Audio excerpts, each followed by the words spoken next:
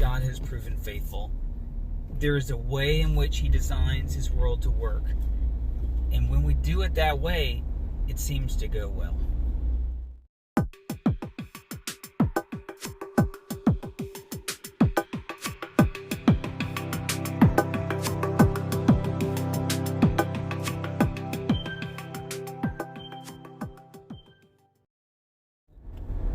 Well, let's continue with this idea of prioritizing things. We said that there's a way to live a balanced life. As I'm driving towards work right now, so I'm balancing my life that way, making sure that I do well at my work, so I can bring home the bacon, the income.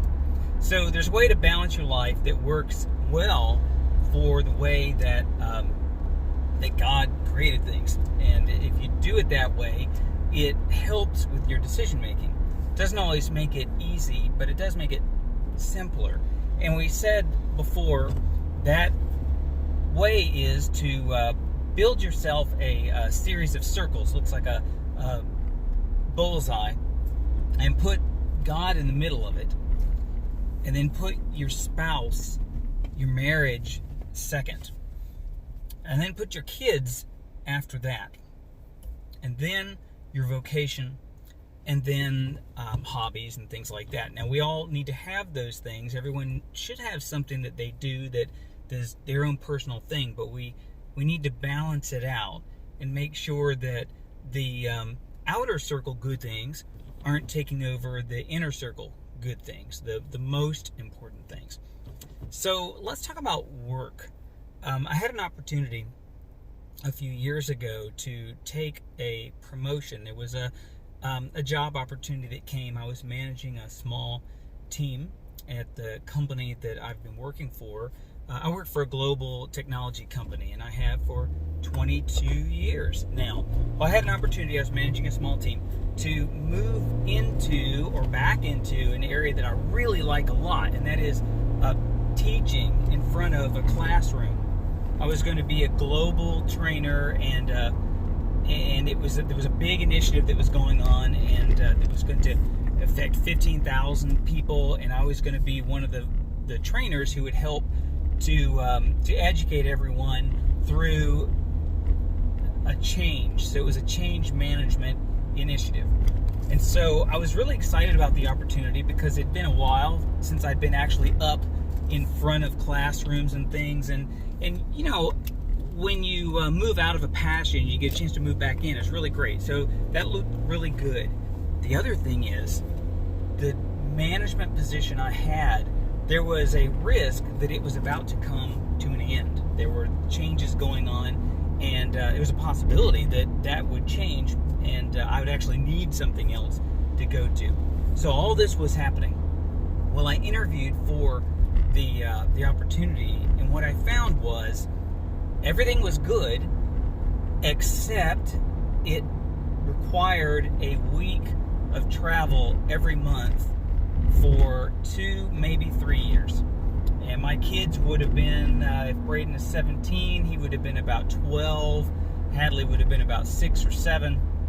So that meant every month I would be traveling away, and we're talking about a global travel. So I might be going to Bangalore or Bulgaria or something to that effect for 1 week every month for a year.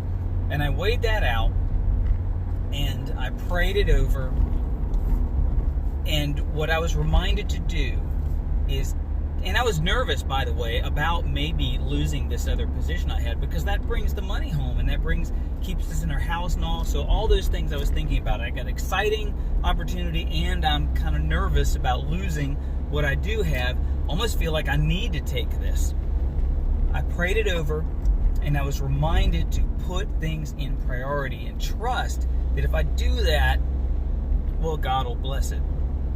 And the priority is God first, your family, your children, and then your vocation.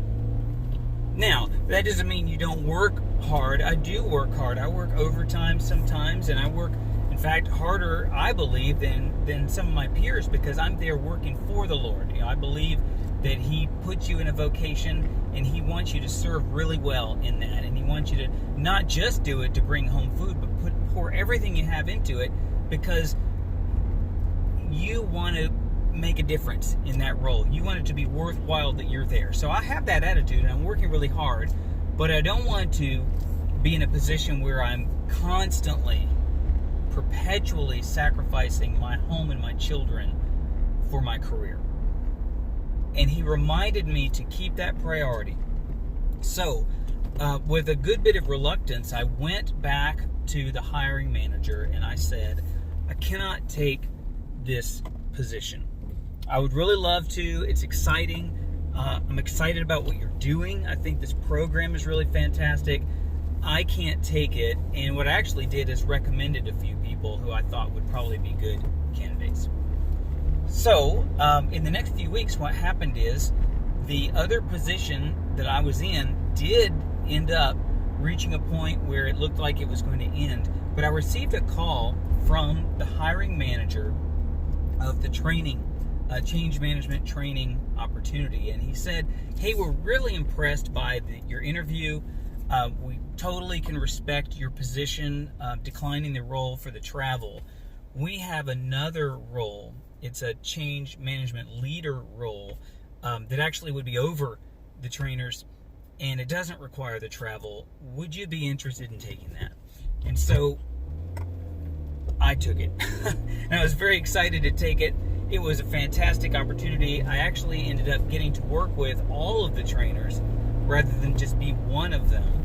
And that led to, later down the road, me managing a change management team and now an employee enablement training team at my company. So I'm now managing the trainers who were doing the role that I did not, that I had to decline. And so that all came about because I was willing to make priority things a priority, or willing to put everything on the piece of paper and say, well, if I'm having to make a decision between something in the inner circle and something in the outer circle, I'm going to choose the inner circle, and I'm going to trust God with the consequences. I haven't always done that with my life, but I can tell you this, every time I have, God has proven faithful. There is a way in which He designs His world to work, and when we do it that way, it seems to go well.